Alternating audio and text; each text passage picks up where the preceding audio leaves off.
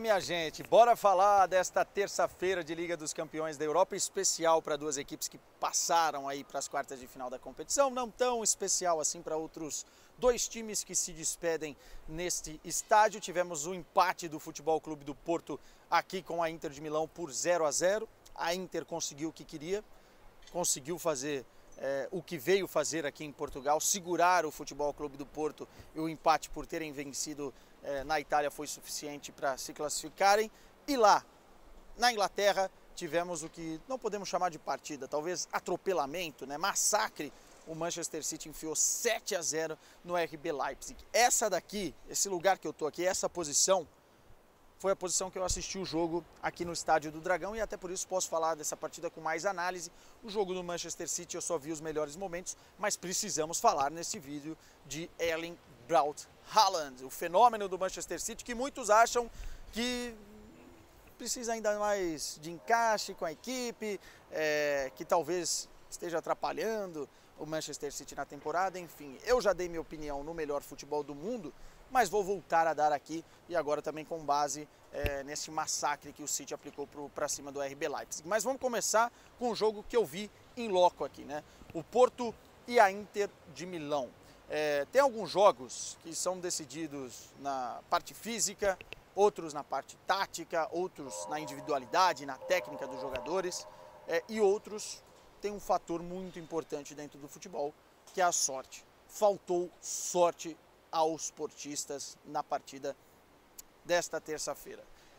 A bola não quis entrar, né? É daqueles típicos jogos que você olha para a televisão, pô, hoje não é jogo para a bola entrar para o Porto, e foi isso que a gente viu aqui. Não foi um massacre em termos de oportunidades do Porto para cima da Inter de Milão, que executou muito bem até a sua estratégia, especialmente na primeira etapa, de anular os pontos fortes dos portistas, diminuir os espaços, colocar uma linha de 5 atrás que a gente já estava esperando, né? Simone Inzaghi estacionou o ônibus ali atrás e conseguiu fazer com que o Porto não chegasse muito próximo à área, tanto que na primeira etapa os portistas conseguem chegar especialmente com chutes ali de média a longa distância, com o Uribe tentando furar o bloqueio pelas laterais, tanto com o Galeno de um lado, quanto também com o PP do outro, que jogou como lateral direito, mas o Porto com bola, ele jogava praticamente como um ala, né, um ponta aberto pela direita. Mas o primeiro tempo, a Inter também teve algumas oportunidades, jogou no erro dos Dragões, e até aí tudo bem, o resultado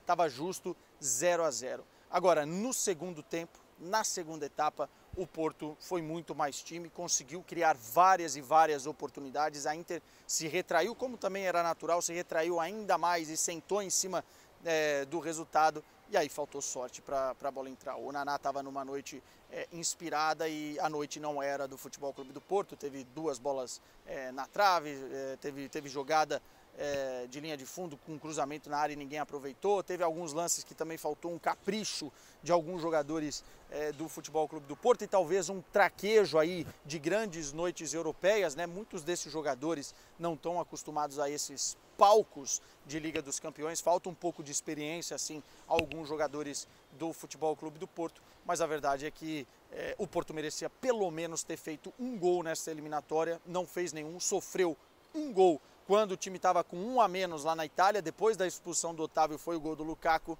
e aqui no Estádio do Dragão a bola não entrou por detalhes, né? Eu não gosto muito de jogar a parada na sorte, até porque tem um time do outro lado, e a Inter de Milão, pelo que queria fazer, fez, né? A estratégia foi essa, foi tentar anular o Futebol Clube do Porto e jogar por uma bola, jogar no erro do adversário. Até nisso o Porto foi muito bem, conseguiu controlar as ações ofensivas, né? As transições rápidas num contra-ataque da Inter de Milão. O Porto conseguiu fazer isso bem, mas não conseguiu ter aí a eficácia nas chances que criou, e isso faz parte do futebol. O Porto cai nas oitavas de final da Liga dos Campeões de cabeça erguida, né? A sensação aqui do estádio, inclusive depois do jogo, é de que a torcida ficou desapontada pela eliminação, mas não chateada com a entrega, com a vontade que o time demonstrou dentro de campo, e também percebeu que faltou um pouquinho de sorte. Eu elogiei bastante o PP já no início aqui, mas queria elogiar mais uma vez, né? Que jogadoraço, tá? Que jogadoraço é o PP. Defensivamente é um lateral direito muito, muito bom. Ofensivamente nem se fala. E eu nem gosto de ver ele tanto como lateral direito. Gostaria de ter visto ele mais por dentro, especialmente na segunda etapa, para criar mais ocasiões, mais perigos para cima da defesa da equipe da Inter de Milão. Mas por conta dos desfalques, o Porto teve que optar dessa forma. Ainda teve o Pepe, que não jogou, mais um desfalque importante, mais um jogador de experiência, mais um jogador que em determinado momento da partida poderia ter feito a diferença numa bola aérea, por exemplo. Mas a verdade é que o Porto teve 21 chutes no gol, 68% de posse de bola e não conseguiu fazer o gol que levaria o jogo para a prorrogação, né? Uma pena para o Porto. E histórico para a Inter de Milão, como eu disse, volta a frequentar as quartas de final da Liga dos Campeões. Agora deixa eu pegar carona com o cometa Erling Braut Haaland para sair daqui de Portugal e desembarcar em Manchester. O que esse cara aprontou, hein?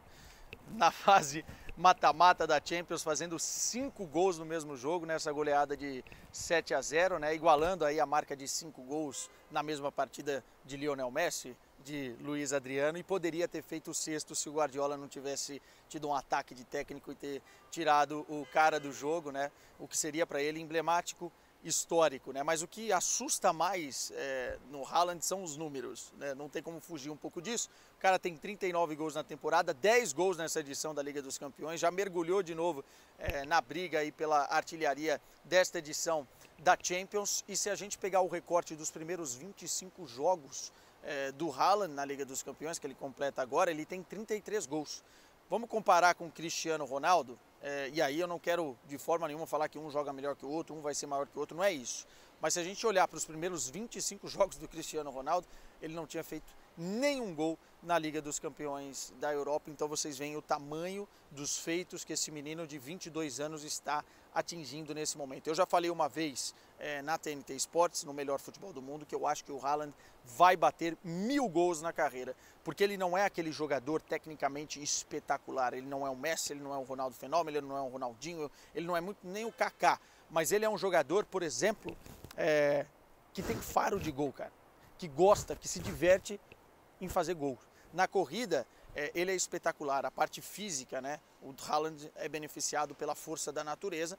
Ele é gigante e ele também corre demais. E ele faz essas corridas e movimentos muito certos para receber a bola em velocidade. E aí não tem zagueiro que parece que consiga pegar o cara. E fora isso, o posicionamento dele é de centroavante. Ele tem aquele faro, né? Aquele cheiro de gol. Ele fez 2 gols aí pelo menos nessa partida contra o RB Leipzig, aproveitando exatamente o seu bom posicionamento, estar no lugar certo na hora certa.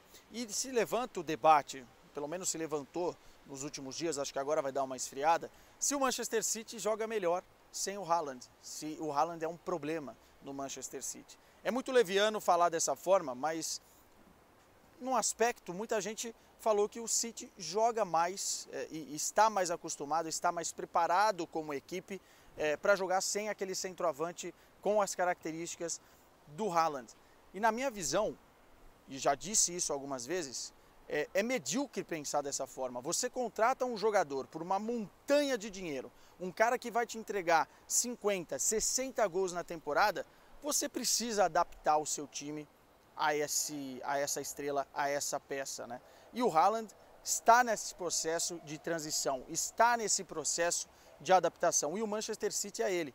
O Bernardo Silva cada vez mais vai entrosando, o Grealish cada vez mais vai entrosando, o próprio De Bruyne cada vez mais vai encontrando ele dentro de campo, e até mesmo o Pep Guardiola para armar o esquema diferentemente do que o City tinha em épocas passadas. Em épocas passadas, o City foi campeão da Premier League, títulos e mais títulos, mas não conquistou o principal. Falta a cereja no bolo para o trabalho do Guardiola, e por isso foram buscar um cara fora de série, um cara que entrega 50, 60 gols na temporada. Falta a Liga dos Campeões da Europa. E com o Haaland inspirado, com um time conspirando junto com ele dentro de uma partida, acho que o City começa a ser realmente um sério candidato. Não é pelo 7-0, mas sim pela qualidade que já tinha, aliada aí a um killer, a um matador. Então, para aqueles que tinham alguma dúvida que o Haaland era um problema, ou que não poderia jogar e não poderia dar encaixe com esse time do Manchester City, Cada vez que o cara fizer um hat-trick, 4, 5 gols na mesma partida,